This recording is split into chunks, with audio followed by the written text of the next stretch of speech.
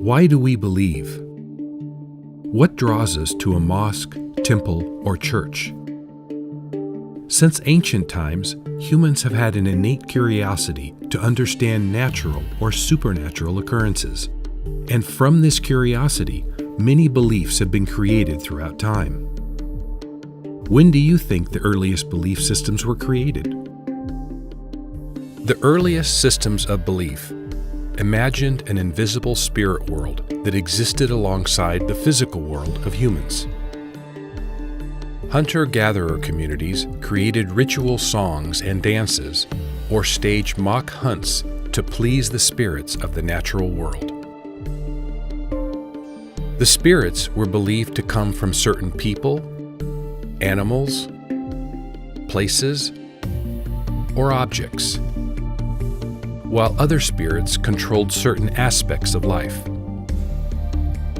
These spirits weren't gods, and these belief systems were not religions, at least not in the sense of today's organized religions. Instead, all of the natural world was part of this spiritual world, which is called animism. In animistic communities, spirits could be benevolent, mischievous, or downright evil. Rituals such as dances or sacrifices were performed to appease the spirits or to ask for help. Sometimes a shaman would communicate with the spirits to ask for assistance. Many early belief systems also sought to contact ancestors who had passed into the spirit world, from which evolved ancestor worship. These early humans asked these spirits and ancestors for protection and well-being amid the harsh realities of life on Earth. In this way, belief systems provided comfort for people in a frightening and uncertain world. These types of early belief systems are completely natural to early civilizations on planets where human life evolves. It's a natural process of learning and attempting to explain unknown things about life. However, most civilizations outgrow belief systems when science and technology advance to a point of explaining the things that were previously not understood. However, this hasn't happened yet on Earth. Theological belief systems are a few thousand years old and are characteristic of post-agricultural societies.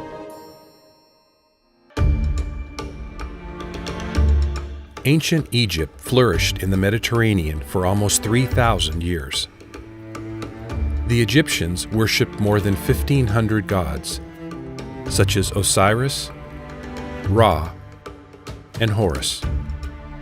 The ancient Greek civilization had several gods, including Zeus, Poseidon, Apollo, and Athena. Hinduism is also a polytheistic religion that emerged in the 2nd millennium BCE.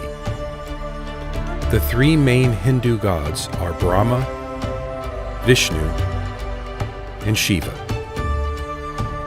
The Abrahamic religions of Judaism, Christianity, and Islam are all monotheistic and are centered around worshiping the God of Abraham. All religions are based on belief.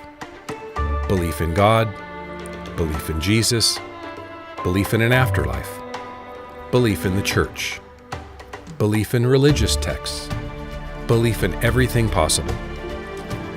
Even atheism is a belief. Unfortunately, the majority of people on Earth still live their life based on belief. But what is belief? Belief is defined by the Merriam-Webster Dictionary as, number 1, a state or habit of mind in which trust or confidence is placed in some person or thing. Number 2, something that is accepted, considered to be true, or held as an opinion. So a belief is considered to be true, or is held as an opinion. The word opinion is defined by the Merriam-Webster Dictionary as a view, judgment, or appraisal formed in the mind about a particular matter. An opinion is a personal view or an appraisal, both of which are subjective. An opinion is a subjective appraisal based on assumptions, not on facts. The Merriam-Webster English Dictionary also lists belief as a synonym for opinion. Therefore, opinion and belief have the same meaning. The common everyday use of the word belief is also tied to linguistic expressions, such as, "I believe it will rain tomorrow," or "I believe Jim will be back this evening." People use the word belief in everyday speech and writing without meaning they believe in something because they have learned this behavior through conversations with others. Belief and faith encompass an idea that something is true and verifiable without any contradictions, and even though it's unprovable, it is nevertheless considered to be absolutely true. The concept of faith is in reality an opinion and is completely subjective.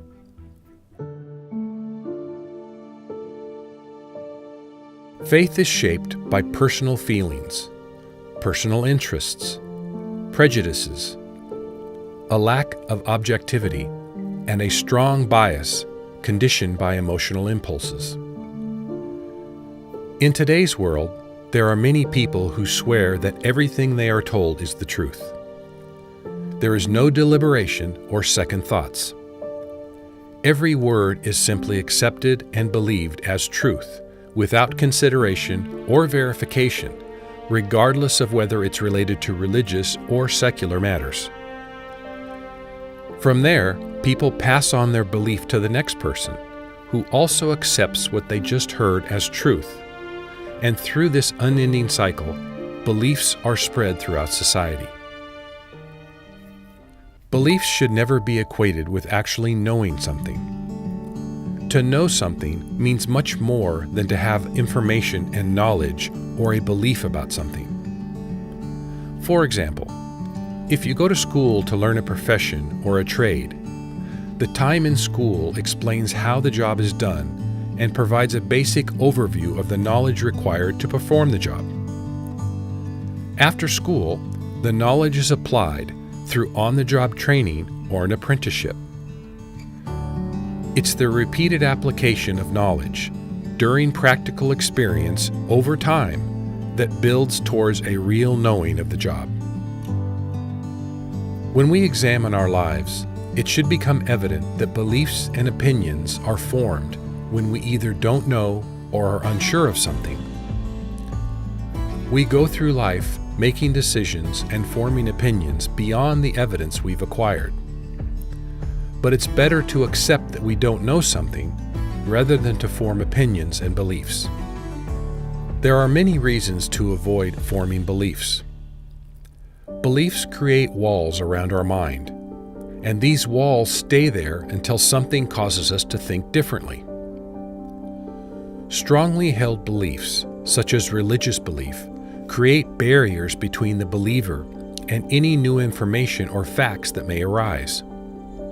This is because when a belief is already established, it becomes harder to accept any new information contrary to the existing belief. In this way, belief is a powerful form of prejudice and control that shuts out everything logical and rational. Because the state of belief prevents any contrary information from being rationally thought over, once a belief is formed, it's very difficult or almost impossible to escape. A state of belief does not allow a person to recognize or understand that their thinking has been restricted. This is because belief prevents logic and reasoning and suppresses independent thinking. When a person holds a belief, they have either formed this belief themselves or adopted a belief or an opinion from another person. Either way, their belief is their very own, and it's up to them to weigh the pros and cons of their belief. Each individual person must weigh the value of their belief against their own intellect, reason, and logic. Every human being is entitled to freedom of opinion and belief. Along with the right of each person to hold their own belief, it is also the right of every other person to hold their own belief without condemnation or coercion from others. Many people are quick to share their beliefs and opinions they have formed. The problems begin when people push their beliefs and try to force them on others. A person should never convince other people of a belief or their opinion. To convince someone of a belief means to dissuade the other person from an already existing belief. However, this new belief simply contradicts an existing belief, after which the old belief is then pushed aside to adopt the new belief. In other words, it forces a person to adopt the belief of another person. In this way, belief after belief is continuously acquired throughout life without making any serious efforts to think and determine the truth of a matter. Religious belief destroys the ability to think freely and correctly. Once religious belief has been established, its compelling power paralyzes reasoned thinking and renders it inoperable. Consequently, the religious believer is comprehensively biased and is enslaved in their thinking. In addition, the fear of not following their faith begins to build subconsciously. This fear slowly creeps into the consciousness and creates corresponding fearful feelings and emotions. Fear is a clear indicator for a false belief. If you are afraid of something, closely examine what you believe to see if it is true and based on facts. The lifelong usage of belief-based thinking also causes irreversible damage to nerve cells in the brain. These nerve cells atrophy and die off over time because they are not used in a normal thinking process. Belief-based thinking doesn't require logic, reasoning, or understanding, and therefore no real thought process takes place. Nerve cells in the brain will die due to non-use, just like muscles in the body become atrophied if not used regularly. Billy said Svath told him that many people develop dementia and Alzheimer's due to lifelong belief-based thinking because their self-thinking atrophies and no longer functions. The brain tissue becomes calcified and unstable and causes circulatory problems. Billy went on to say that belief damages the brain to such an extent that it becomes completely incapable of normal, healthy, and independent thinking and leads to stultification in old age. So, how does one change from a state of belief? A state of belief can be slowly dismantled and ended if the belief is consciously and neutrally considered and analyzed. This means that a person can think over or analyze their belief without trying to interfere or change their belief. Through this work, many facts can be recognized which don't correspond with reality. From these recognized facts, further reasons are sought as to why these facts do not correspond to reality. If this work is continued, more and more facts of reality will be collected, which will lead to the uncovering of more and more fallacies of belief. Through this, the facts of reality and the fallacies of belief become weighed through understanding and reason, and slowly belief will fade into the background. In the end, belief will evaporate completely, and one can begin to live consciously in the world of reality. Don't believe, think for yourself.